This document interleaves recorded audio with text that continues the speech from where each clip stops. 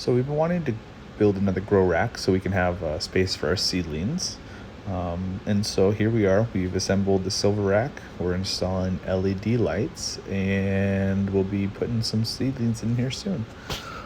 Cool thing about how we set this one up is that when we want to harden our seedlings off, all we have to do is unplug one plug.